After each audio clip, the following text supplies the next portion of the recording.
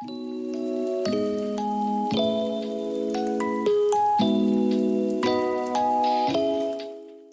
5 a.m. somewhere.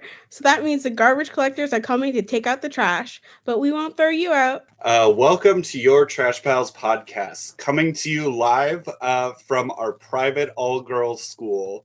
I'm your beloved drama teacher, who's trying not to get fired because he's gay, and this school has some loose religious affiliation. And I'm joined here by Headmaster Wren, who's ready Hi. to expel you. It's true. Literally, you just described the drama teacher at my all-girls religious high school. And I was like, how did you know? How did you meet Harvey? Did you know Harvey? Not outing Harvey live on the pod. He's been outed for many a year. Oh, well, thank you, Headmaster Wren. You're welcome. But every week at our all-girls academy, we bring on special girls and non-girls. Top of the class, A+ students, only gold star aficionados. To come on our little podcast about comics, art culture, and whatever little bits of trash we found while digging through the garbage bin. I am actually Vannotes, not a drama teacher, but sometimes creative writing professor. And I'm Wren. That's it. So I'm so excited to talk about our actual topic, which, what a great name, Satan School for Girls. But we do have to go through all of our regular segments as written down in the honor code of our all-girls school. This is a weird theme. This is weirder than our eating dirt theme from last episode. Nothing's better than a pile of dirt right after chapel. Yeah, that's we bring in guest speakers to talk to the girls about not eating dirt. But we have a very special guest. I'm so excited. I've been wanting to get our special guest on since season 1, and I've specifically invited her on because you diss Mohawk Storm, and so I thought I'd bring the thunder. So, without further ado, Sara Century is a multidisciplinary creator with a particular interest in comic books and horror stories. You know her from many guest appearances on all the X-Men podcasts that there exists in the universe. She has done so many things. I just got a great zine from her that I'm so excited to read. Writes essays, writes wonderful, weird little short stories. And you can pick up her short story collection, A Small Light and Other Stories, by Weird Punk Books. And she has so many great podcasts like Bitches on Comics, Decoded Horror Channel, which she's involved with as Queer Spec. And she also has Medusa Mask and Best Issue Ever. Sara is so prolific with all the things, which I never understand. And she's so prolific that she has released 5 podcasts while in our special dungeon of our all-girls school, and thus we must release her from the dungeon. Welcome to the show, Sara! Welcome. I'm just releasing podcasts just left and right. People are like, when did you record these? You don't need to know. You don't need to know. Hi, everyone. Instead of listening to podcasts at 2 times speed, you record at 2 times speed. I just talk really fast every single time. Yeah, totally. Sara, what position do you think you hold at our all-girls private school?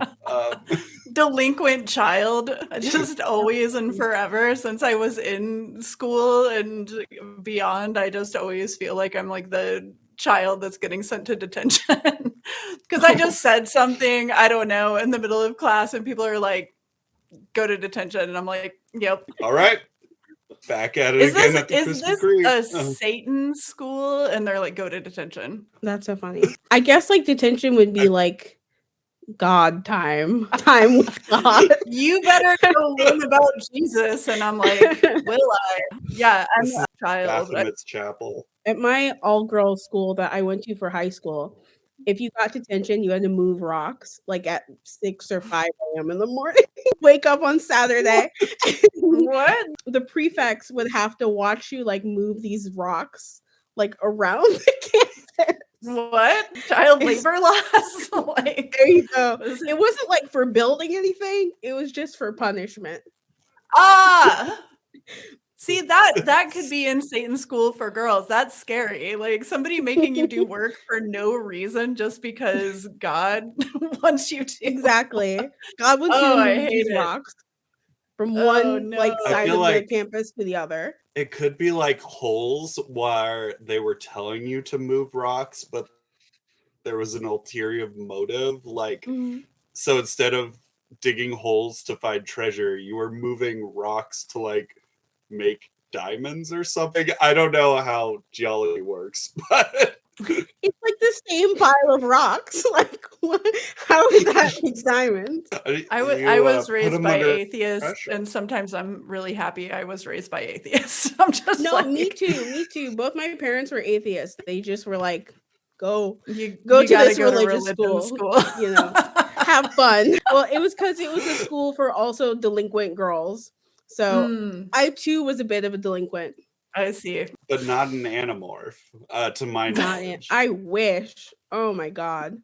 If I could be like a cat. Ooh, you have no idea. You have no idea. So, Ren, you remember that period where I was really ragging on you for having the same trash you were consuming each week with Yeah, The but Sims? I do again Um, though. But do you? and I was kind of mean about it. Well, I am once again, my trash is once again linked in like productivity content.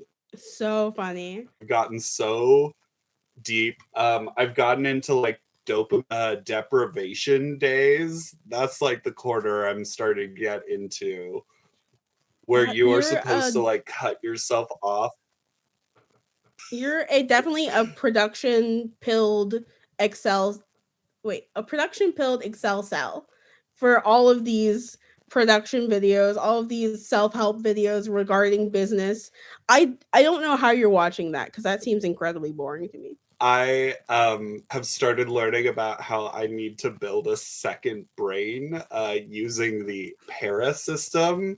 And I've got the book like sitting in my shopping cart, just waiting You're so to funny.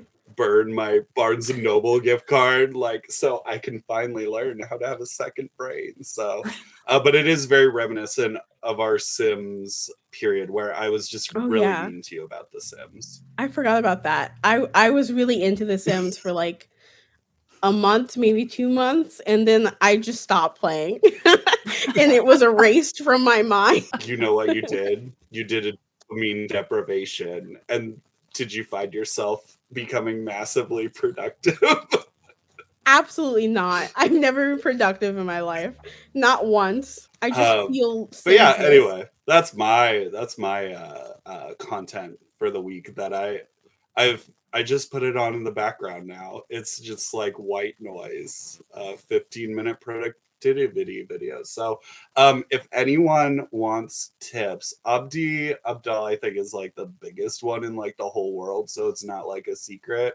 But I've been really into Tiago Forte for all those Excel cells out there with me. So So, Sarah, I know you will have much better trash that you've been consuming this week.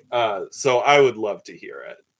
Oh yeah, I'm all about high art trash. I've been watching Criterion Channel, baby, and it's the ooh, Criterion Channel where they go, here's these made for TV horror films, but art, right? Because it's from the Criterion Channel.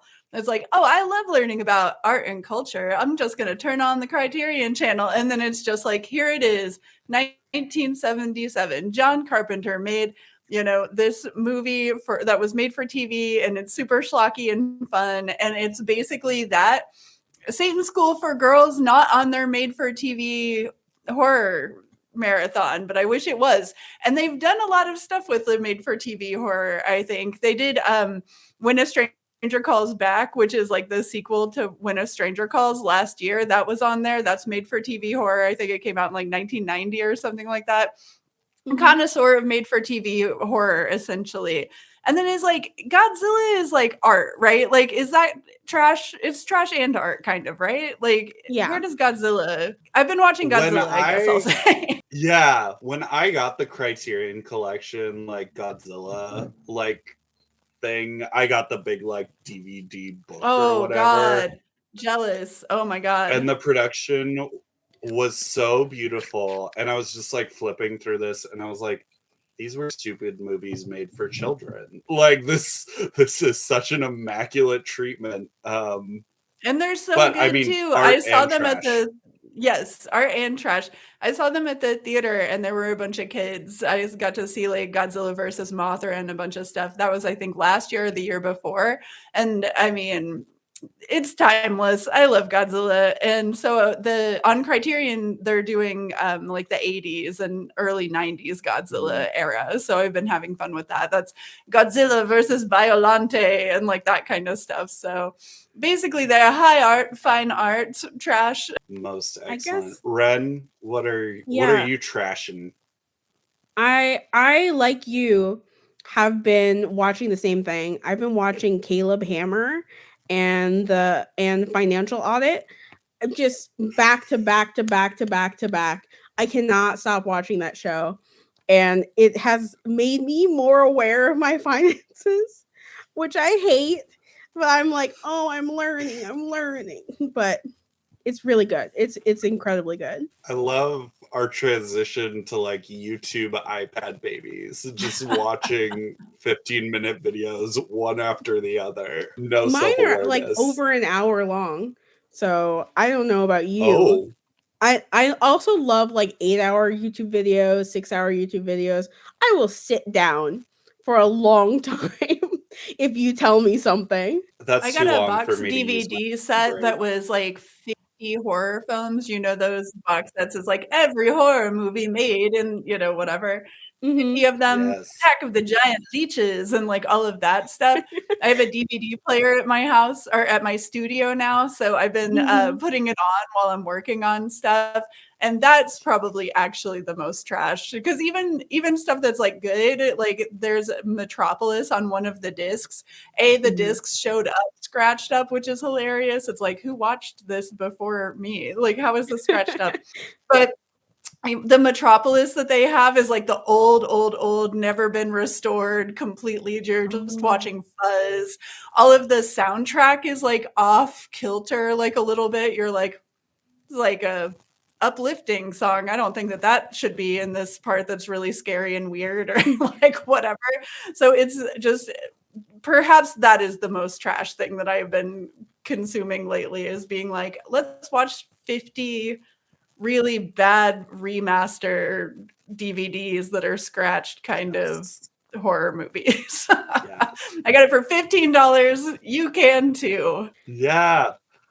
I loved I was really obsessed with this homoerotic Italian horror film called The Bloody Pit of Horror, which came on like one of those box sets. It's about a man in a red like hood, and he's like going around and he's all greased up, and he at one point just starts rubbing himself and yelling, "My body, my perfect body." And that sounds good. Right? It was one of those things I was obsessed with in high school, where it was very clearly like, this is a gay child. Yeah. But Yeah. I was like, no. So, Sarah, you are an expert on many things, I would have to say. And so I had to, when I opened up Jigsaw's junk drawer to craft one of my little games, I knew that I couldn't give you, just anything out of the drawer. So I have prepared a game called Spooky Scary Kinsey Scale, where we will use your expertise to determine whether these classic horror monsters, creatures, villains, where do they rank on the Kinsey scale? So using the archaic psychoanalysis tool of the Kinsey scale to rate each of these creatures from 0 to 6 in a pure binary, we will do real research here. Are you ready for this academia? Yeah, but which one is 1 and which one is 6? Oh, I can't remember. Not Is 6 scary to most scary, gay? right? 6 is most scary, most gay. Oh no, not even scary. It's just how gay are they? Oh, I see. Got you. We're doing the Kinsey scale. Okay. Yeah, I get it. we're I get it. actually. I get Oh, it. is hetero. I was trying to remember.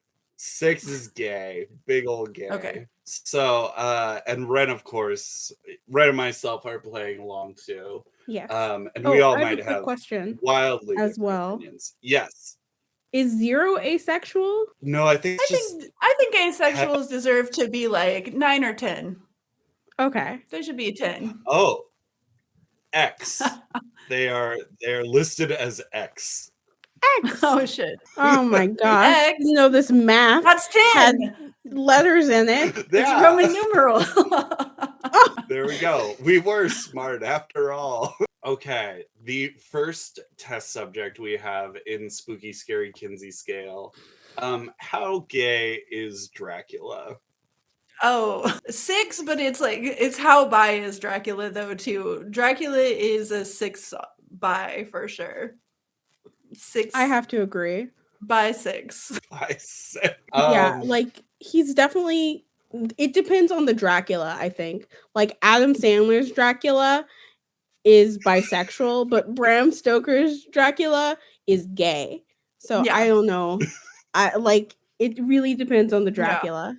Yeah, yeah. I agree. In my like platonic ideal of Dracula, I think he's one of those gay guys who says they're straight while they're hooking up with another guy. That old school internalized homophobia from the medieval times, I feel like.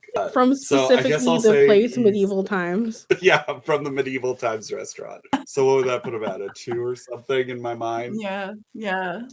The creature from the Black Lagoon. I'm gonna say actually like 2 because Creature from the Black Lagoon is about that lady. It's true. There's a bunch of actually- dudes all over the place in that movie, and Creature from the Black Lagoon has only eyes for the lady. I think I would actually go for a 1 because he's so like mask and like just very heterosexual, just giving off But the- that. But also, I'm bad at telling. But I'm gonna say a 1. I was gonna say that because he's called the Creature from the Black Lagoon too, because he goes with that name, the Creature. Okay, you're a 2. I see. Yeah.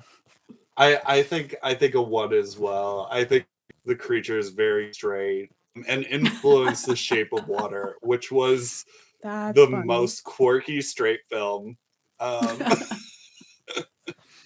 It just took place in delightfully Maryland. Fun straight. fact. Oh, I love Maryland. I'm really a big fan of Maryland.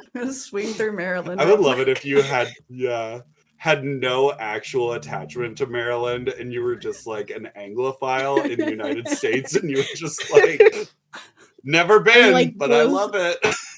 Truly, I'm like those houses in Canada that have Trump flags where they have like no, like they're no connection. No But they're like, stakes. yeah, we like this guy. Let's see. Next creature on the docket. Next monster, spooky, scary. I took Carmilla off the list because that was like she was on the list for a a half. 600. Yeah, that's She's a 666. lesbian for sure. We talked about Carmilla on the last episode too, but I would like it to be known that we did have her on the list, but it was just too obvious. Mhm. The Wolf Man. 3. Why was I that would have so to fast agree. for me? I was like 3. Yeah. It depends. Again, I'm like thinking about Teen Wolf, and there's like the gay wolf and all the straight wolves. So it might as well, have that kind. But there were more straight wolves than there were gay wolves, so I'm going off of that.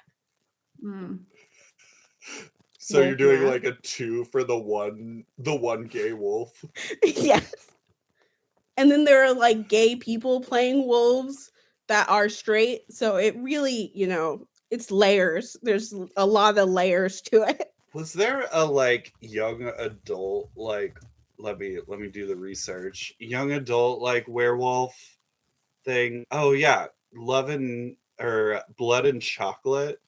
Oh yeah, I Um, read that book when I was a kid. Yeah, apparently this we have a nice critical failure. I felt It's like a that one freaky was, little book. even as I was, is it really straight or really gay? I can't remember. It's so straight. It's so straight because it's That's just right. like the protagonist woman is just like, yeah, like bite the shit out of me. This is what I like, and like the drawing of blood is better than the taste of chocolate. Yeah, That's right. I love this. Like This the whole telling. thing. This telling is better than any book could be. So I'm happy to have gotten. Thank you. To have gotten the update. Yeah. I think the Wolfman, in my thoughts, I'm picturing like one of those like flannel guys walking into a gay bar and getting off more on the attention. So like funny. bringing the attention to themselves than like actually being turned on. So yeah, a 2 to 3 scale for the Wolfman. Okay, going a bit more modern here. I've got Freddy Krueger down. Freddy Krueger is like a -1, frankly. He's an X for sure. Yeah, X. A Roman numeral. I can't remember.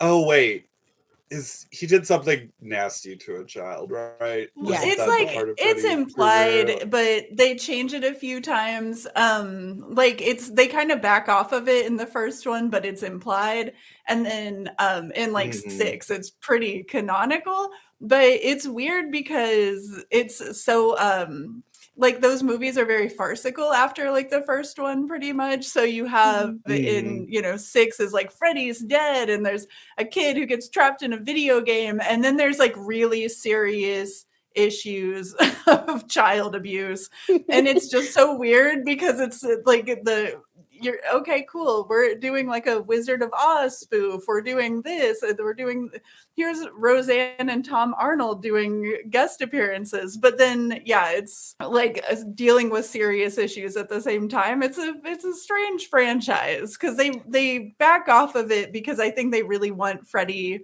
to just be like selling action figures, I guess.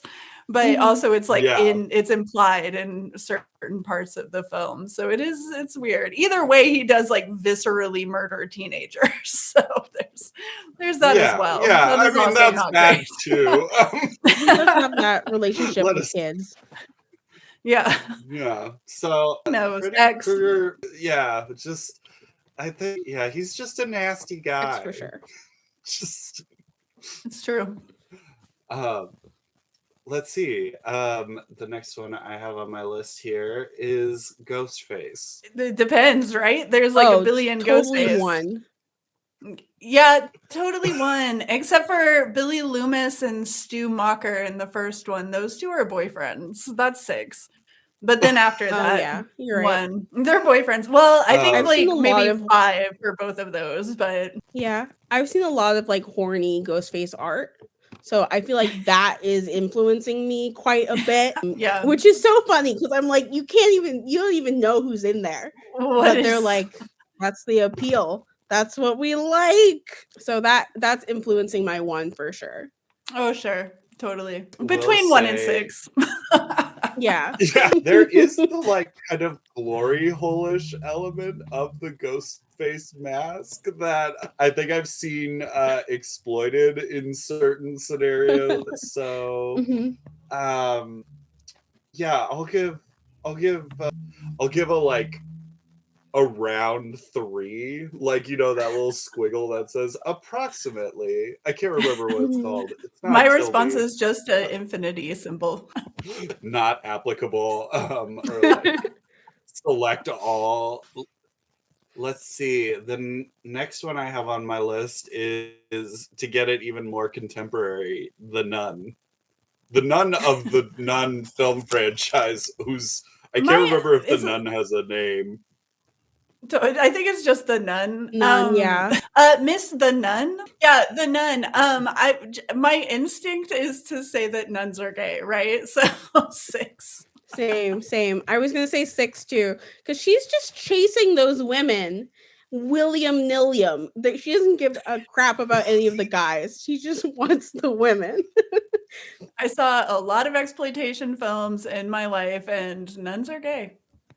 For sure. I would like to, it's either a 6 or an X. I don't want to Yeah. discount the asexual. No. I want to be included. Mm. So 6X. And then let's see, the last one I have, just in honor of our conversation earlier, even though I don't consider her necessarily spooky, is Godzilla. I mean, Godzilla is like kind of hooking up with Mothra sometimes, I think is implied. And so that has to be queer of some kind, right? Like that's not I'm kind of straight. That can't be straight. I feel like that's how I feel. If a moth and a lizard fall in love, is it straight? Is it gay? 4.5, I think. It's heavily implied in know. the new franchise that they are like lovers, like the modern, like legendary. Yeah. It's bizarre how explicit it's been made. Yeah. To That's me. so funny. Yeah. Because I don't remember that being a thing in the first one.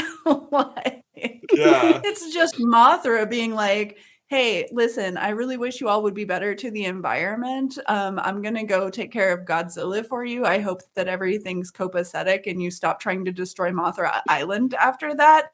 And they're just like, oh, totally, Mothra. Like, you are the best. You're so great. And then Mothra and Godzilla fight. That's no romance there. Yeah. But I guess it springs up after. They Yeah. text Enemies after. I think the new ones, there was like a joke like, so how do they do it? Which a true question. That's something that mankind was not meant to know, and we don't need to worry about it. I would Googling say just it. at the closing. Right, honestly. Yeah. Rule 34. See what Not my virgin eyes. I would say, yeah, Godzilla truly breaks the Kinsey scale. We can no longer view things in such binaries anymore. Also, I think Godzilla is canonically kind of asexual in reproduction, like doesn't need a man at all to just lay an egg. So is that right? See, I thought that it was Godzilla's like wife and kid or something gets killed in the first one, but this is like it might have changed or not been that. I could totally be misremembering. The American Godzilla is like a different Godzilla than main Godzilla. Like 1,000%. Yeah, so maybe the American one is the girl. Is the only girl. Or they're all girls. I like it if they're all girls. They do. I like them all being girls. That's fine. Yeah, Godzilla, I guess as a species, it seems like reproduce asexually. So from my many, many films I've seen. That's neat.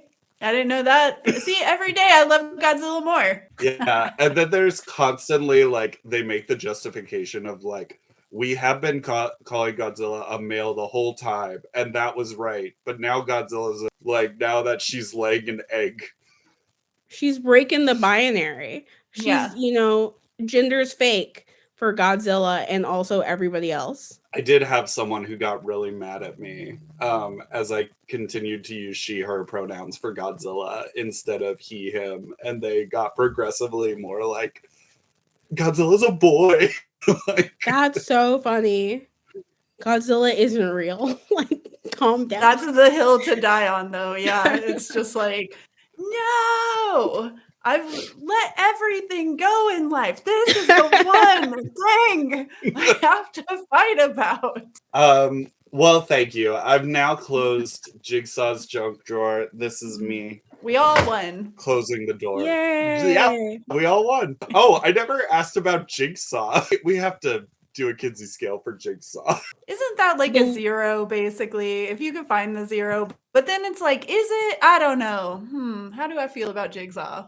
Is it the little guy or the big guy? Like, are we talking about the tricycle guy or the adult man? Okay. I think the tricycle guy is a 6. I think he's definitely gay. Freak. He's gay and he's into torture. That's my opinion. Not gay, just a freak. Okay, now I can officially close Jigsaw's junk drawer now that we've evaluated Jigsaw. But it's time to dive into our why we're here, Satan's School for Girls, which, Sarah, what a delightful pick. I truly was expecting like I don't know what I was expecting from you, like some avant-garde, like Croatian, That does sound like me. like, Yeah. horror film Mm-hmm. of like, but this was a delight for all involved. And we'll just note that Sarah and I watched both versions. There's a 1973, and then 2000s version. And I kept texting Wren so many times, you need to watch the 2000s version. That Wren never watched the other one. I was like 2000s only, millennium only. I'm glad I watched the second one because I hadn't seen it in a long time. I think I can quote the first one pretty much from memory and be like, here's all the plot points for that. I've watched it way too many times. I wrote about it, actually. I've watched it way too much. And then the 2000s one, I was like, this is so weird. Whenever I watched it, I think I was falling asleep or something and was just like, fever dream or that movie. And now rewatching it, I'm like, that movie did that. That wasn't me. Also a fever dream. Yeah. Yeah. With like stony Shannon Doherty just refusing to act. She's like, I will not. That is not what I'm here for today. All the acting was very strange. It was very stilted, or it was like they were putting the whole bussy in it. They were like, this is my time to shine. And Taraji P. Henson being in it as a baby, I was like, this is weird. This is not allowed. She was only allowed to be like 40 years old.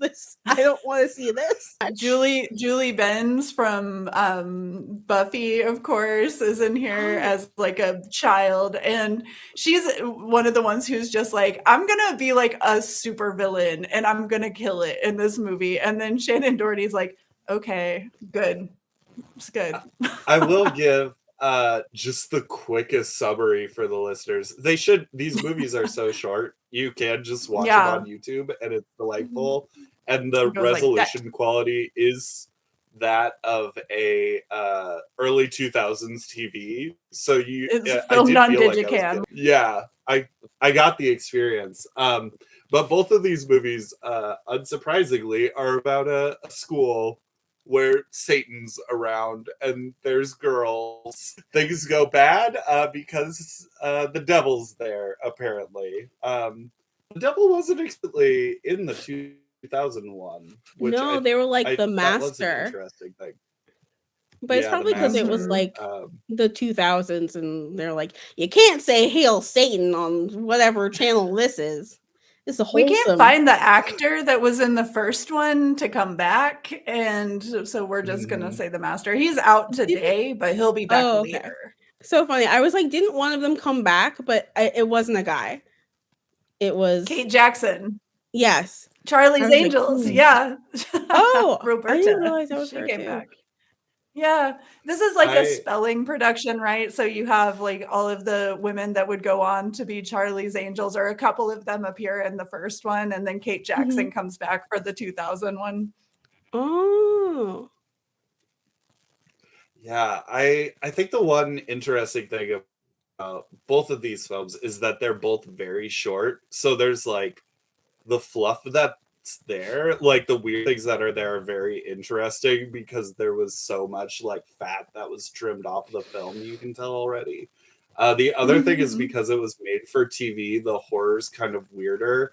And my main point I wanted to bring up is in the first one, the scene that's so horrifying, but there's like the content wouldn't allow blood and guts and that kind of thing. But the scene where they kill the teacher by just poking him with bamboo rods in the river. No. And it's so scary. Just oh my God. him. It's terrifying. And you're just like, how is this better than they just like stab him or something, right? Like, what are you doing? This is terrifying. And it's after he goes on a big long spiel of being like, rats in a cage, like look at these like little rats running around in this maze, I'm experimenting on them, and everybody's like, that seems real weird, dude. And then like 30 minutes later he falls into some water and they're all like jabbing him and not letting him get out of the water, and he's like, yeah, I'm gonna do stuff if I get out of here, and they're just like, And just like the whole time you're just like, oh my God. Like, I wish what I a watched the horrifying way to 1973 die. version now. It's pretty scary, Yeah. honestly, in certain Yeah. parts, which is surprising because it's just as cheesy and schlocky as like the 2001, but it still has some solid scares in there where you're like, good God. Even the part where he's like, has the rats running around in the maze, you're just like, this is not giving me a good feeling at all. I don't like this. And then the girl who there's a girl who dies, like there's just it's a pretty intense one. There's a scene where they're like walking down the street or down the hallway, and because she's super traumatized from going to school at Satan's School for Girls, she just starts screaming in like the middle of the hallway, and everybody's like, oh shit. Like, oh my God. And so there's all of these creepy moments in that first film.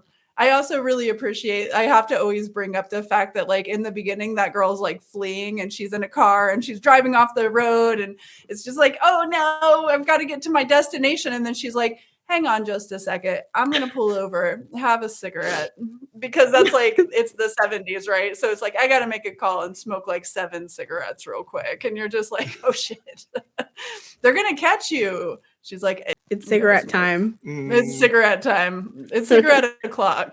The 70s were entirely cigarette o'clock. Yeah.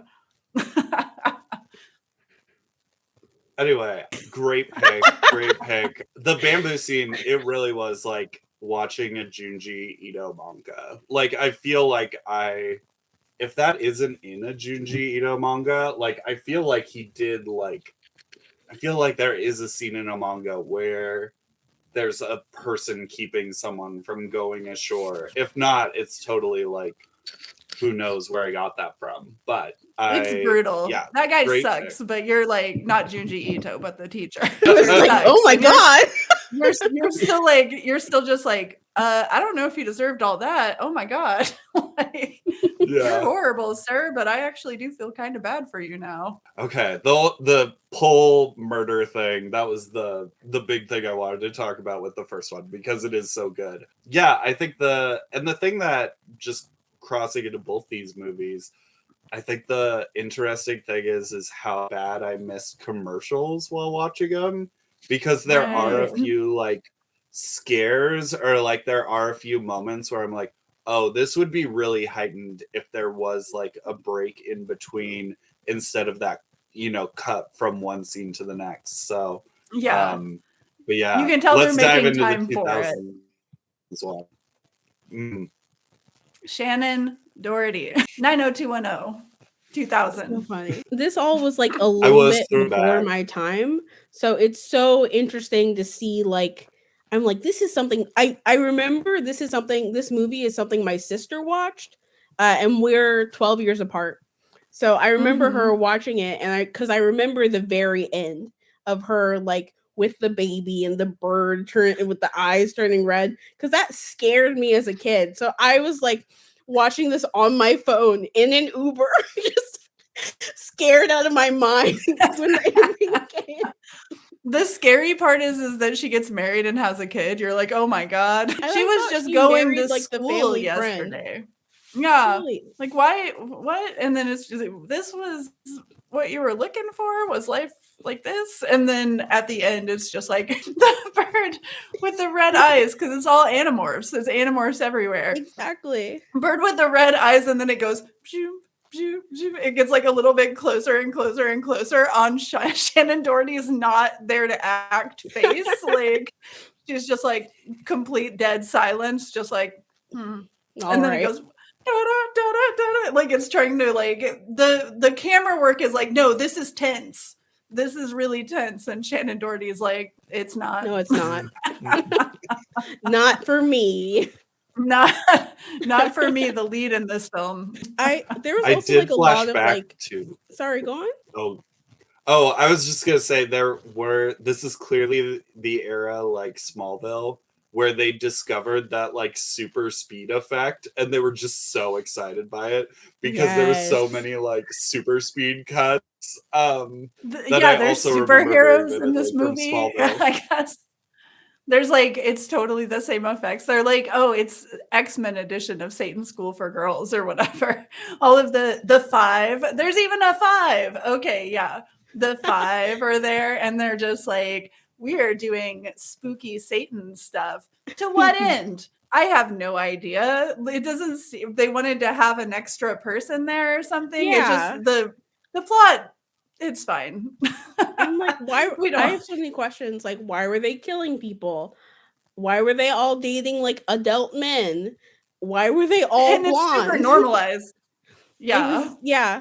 I couldn't tell them apart, the blonde ones. I felt bad about that. I was like, I don't know what you are. There are three of you, and one of you I don't recognize. Mm-hmm. I could tell Buffy, Julie, Yes. Julie from Buffy. I was like, I did also love the Great Wolf Lodge. Do y'all have Great Wolf Lodges where you're at? The like, Not where I where's am, but the, I've heard like- of them. okay, they're like hotels that are supposed to be like Northwest Lodge themed. And they have indoor water parks instead of them, and they have all these like trees and stuff in them, and like fake lumber. The Great Wolf Lodge sex tree that is a main component of this film is hilarious to me. It is the fakest evil tree they could possibly find. mm-hmm. Yeah, it looks like crap. At first, I was like, "Oh, they had sex in a Great Wolf Lodge." Like, I don't remember that scene at all. Oh my goodness! I love at the end where there's that pentagram that has electric candles on it that's over them, and then it catches on fire and sparks start flying everywhere at everybody, and then everybody starts catching on fire and getting hit by lightning bolts, and it's just CGI paradise. It's like the best, and everybody's like, ah! And there's like a little like CGI flames over them, and they're like, oh. I love it so much. Was just kind of like drying my hair or something. I had just gotten out of the bath and I'm watching it on my phone, and I was just like cracking up to the point where people around me were like, what's so funny? And I'm just like, there's a pentagram, it's shooting sparks, and everybody did not understand why that was so funny. So I think people should watch this movie to get how I felt whenever that happened, because it was a good feeling. I was also thinking about I just was thinking about the boyfriend. I don't remember his name, like Will, Sam, Michael. Oh, yeah. I gotta talk about him. Yeah, I was like, what? He's not a part of the five. Was he just like a sex guy that they were just having sex with? Just a thrall, as it were. That was it. Working in higher education, the level of federal law that student services worker broke so casually, and just being like, I'm copying student files and I'm talking about them with everyone. That is an instant, like, you're fired for any student worker. And those scenes just working in a higher ed, I got so mad. I was like, you can't share people's files. And he just kept being like, yeah, I'm spying on you. Isn't that handsome of me? Yeah. Not really, dude. He's such a weirdo. For her, it was hot. Like, she's like, I need this information. This is actually hot. I was surprised it was set in Boston, because I was like, this doesn't look like Boston. I secretly live somewhere adjacent or in Boston. And I'm like, this doesn't look like Boston. Where are you? Where are they filming? Where'd you film this? Yeah. Yeah. I'm like, this is Canada, I'm pretty sure. It was that time, right? Where everything's in Toronto. And you're just like, I can tell. Why did tell? They're like, oh, this is Washington, D.C. And they have like a cardboard cutout of like the Washington Monument.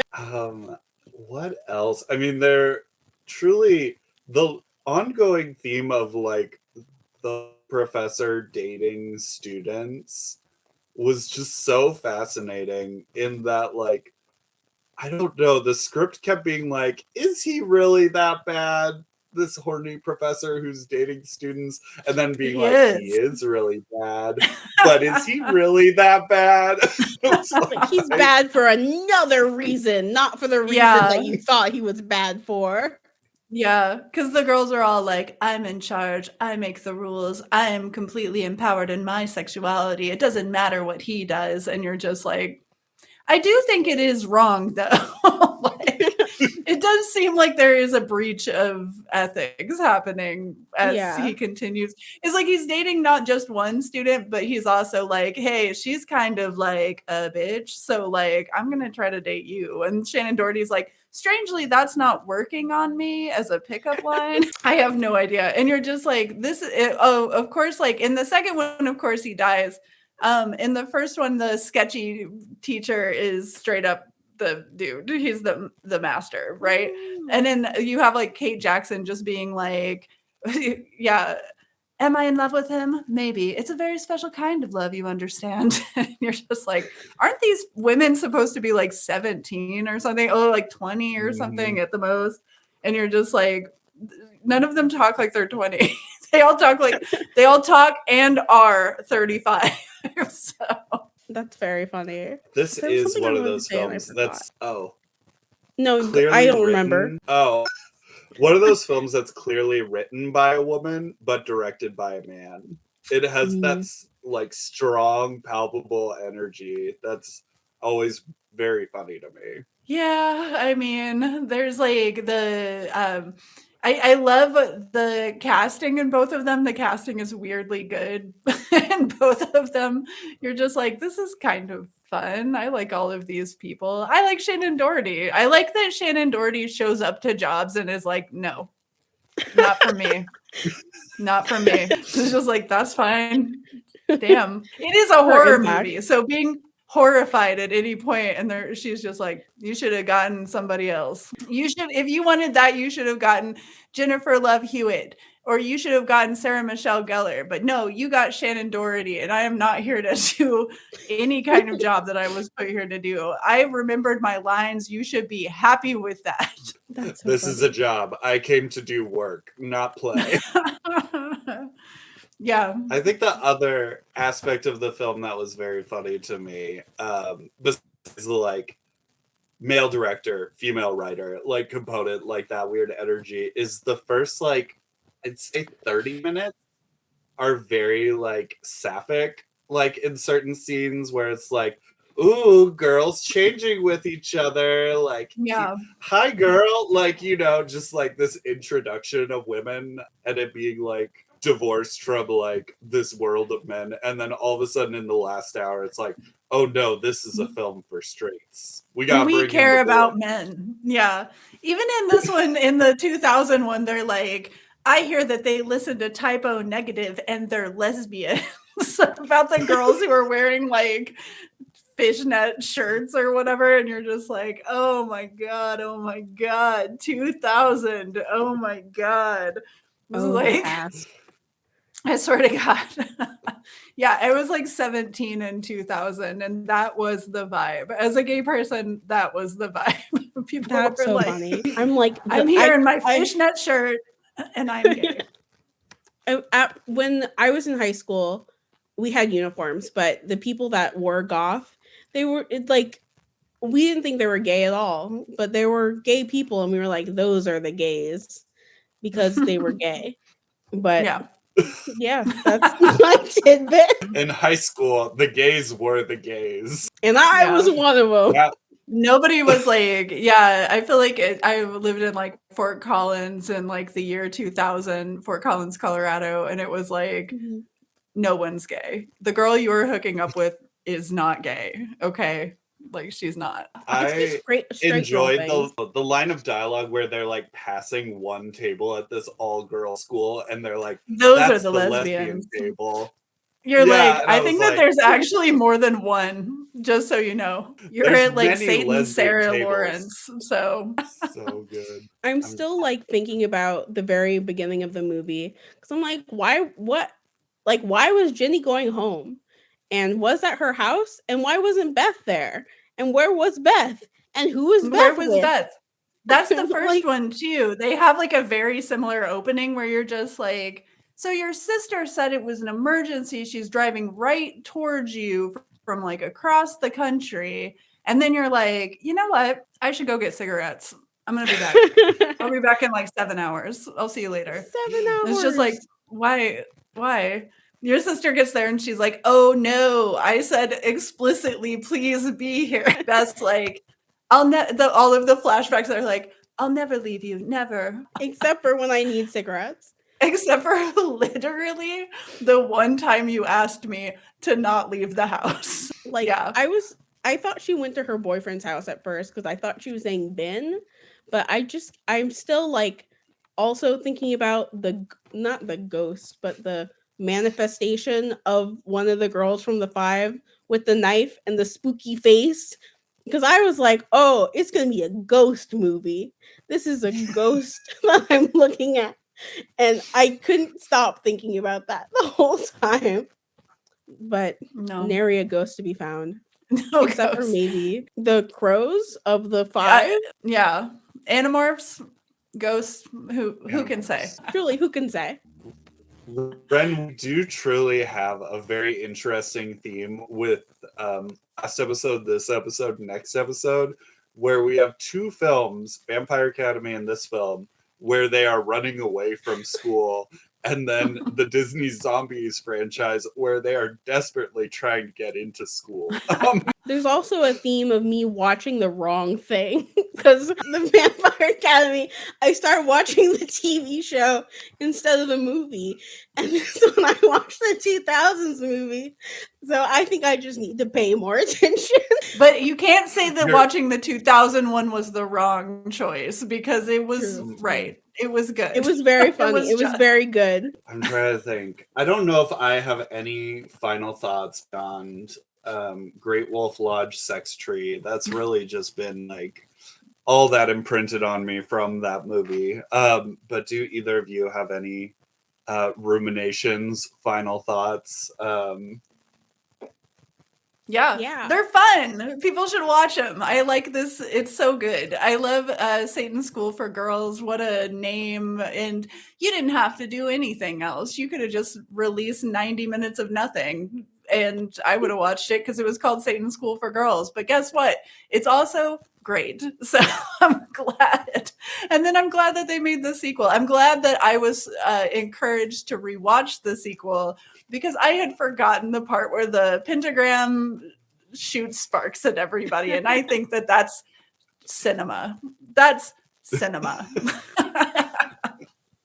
I honestly, I really enjoyed it. And even though I have 1,000 questions left, like, what were they doing when they were at the devil tree and there was like a girl in the tree and they were all around the tree? Like, what was that? Was that something I imagined or did that happen? But I think people should watch this movie. I saw it for free on YouTube. You can also see it for free on YouTube, or you can buy it. And they're both different, so you should watch both. Like, honestly, I'm gonna watch the 1973 one after this because I'm curious about the bamboo scene. Oh, okay. Right before there bed. is a spooky flashlight scene, which was an actual good cinematography technique of like slowly illuminating the room with like a spotlight. She's a gothic heroine for a hot second. There's like her walking around the school grounds in like a wispy nightgown with like a candle, and you're just like, what movie am I in? I don't know. It's a spelling production. Like, let's go. Truly go off. Everything was good. Yeah. The actress from East of Eden, I'm really struggling to place her name. Who was the headmistress in the 1970s one. Yeah. She was the dragon lady, they call her the whole time, just because literally she's like over the age of 40. I would be the dragon lady. I was dealing with these horrible teenagers. Or 25-year-olds, 35-year-olds. They're actually kind of like, these like kids are playing like a 20-year-old and they all look like they're 35. And they're like, whoa, but that lady, she's old. They have to say that funny. Because otherwise we'll notice that the age difference isn't that big between these folks. But yeah, she's great. She was really fun. She plays like the dissenter. She's just like, please don't make me do it anymore. I don't want any more deaths at the school. And he's just like, there will be more deaths. And you're like, no. She's great. I want to make sure I call her out. Jo Van Fleet. That's who. Yes, she like Jo Van capital Fleet. AX. Yeah. There's always that Everyone one person. It's like the Peter O'Toole situation where like Peter O'Toole shows up to Supergirl like he's there to like play Shakespeare, right? Like he's like dead serious. Supergirl, I'm knocking this out of the park. I'm gonna give this an Oscar worthy performance, and you're just like, you didn't have to do that, but I'm glad you did it. I am, and that's how I feel about her. Jo Van Fleet, thanks for showing up and just acting your face off for no reason. Just genuinely like. Fantastic performance, like up there with East of Eden. Okay, Sarah, we are at the end of our little podcast, the end of our little discussion. It's been so good, but I mentioned a bunch of things haphazardly, just off the dome. But what would you like to promote to all of our wonderful listeners? What garbage bin can they find you in? Well, I'm definitely not that much on the internet, so don't bother looking for me there unless you go to saracentury.com. I'm Sara Century from saracentury.com. Did you know? So there's that website that sometimes gets updated and sometimes doesn't for months or years at a time. So check that one out. There's a newsletter that you can sign up for there. That's the best way to actually keep track of me, because God knows where I'm at. And I say, please check out the Scream zine. I just did a zine. It's October, technically still, I guess. And if you like Scream, I guess, then you should check out my zine. It's an overview of the first 6 films. And there is a kind of a note in the second film that compares Sydney to Cassandra from Greek legend. And basically most of the zine is just me really running with that and being like, how far does it go? 60 pages. The zine is huge. So it goes on for 60 pages of mini comparisons between Sydney and Greek mythology. And other things besides. But yeah, you can find that at saracentury.gumroad.com, and it's been selling really well. I'm only doing 250 copies ever, so I hope people finish buying them so that I can move on with my life. And I'm going to do some more zines soon. So follow my shop, and then I guess I do have an Instagram, so you can follow me there. For now, that's how every social media is like, for now, I'll be there. We'll see. We're all going to end up, blockchain will come back and we'll be like, follow me on my crypto blockchain. I hope not. Because it's all that's left. It does pray, doesn't it? Oh my God. But yeah, and also I was on an episode of Sarah's podcast, Best Issue Ever. So talking about OMAC. Podcast. So we talked about Jack Kirby and how much we love Jack Kirby, and that's a really good episode. So thanks for remembering that I do a podcast.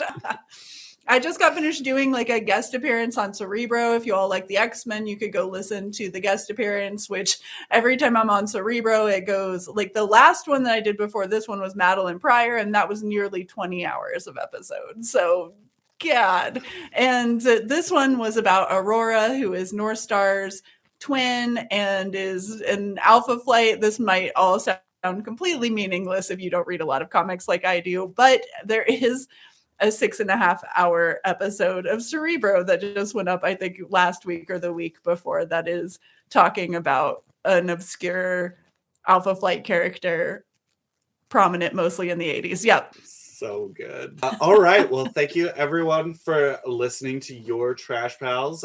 You can follow the podcast on all those places. Instagram, Facebook, YouTube. Like and subscribe, download every episode, rate us 5 stars, all that good stuff.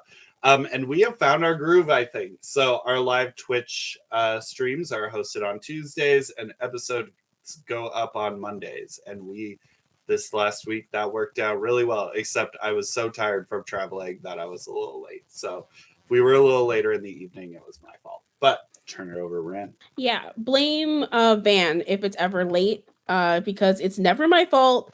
and I've never, ever, ever made it late before in my life. Anyway, you can follow me at ren.psd and Vannotes on Instagram at VannotesBooks.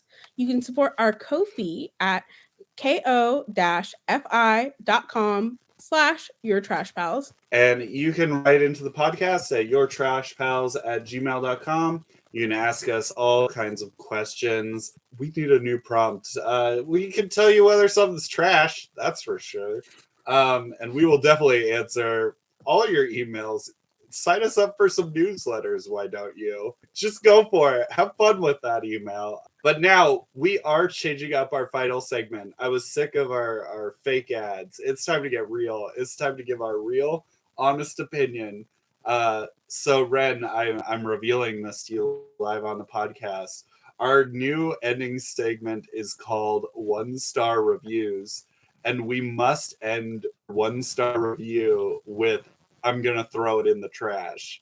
So that's how we get to sign off on these. But our 1-star reviews must be of universally beloved things. Oh my And so goodness. our first one, an inaugural 1-star review that I'm gonna give to you is a 1-star review of Moodang, where you must end it by saying I'm gonna throw Moodang in the trash.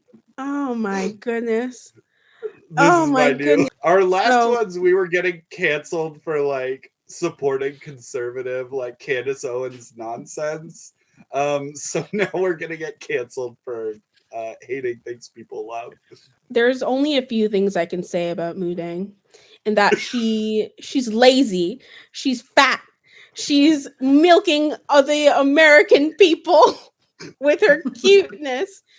By pretending to be so cute, she's giving our American views on Facebook, Instagram, TikTok to her so she can launch her Instagram influencer career. So, you know what? I don't want to buy lipsticks from a mini hippo. So, Moodang, throw it in the trash. The level of bingo is like She's the so congressional. cute. Well, on that note, I guess everyone needs to listen to the end of the episode to once again cancel us. But on that note, remember to reduce, reuse, and recycle. And recycle. Yay! Yay!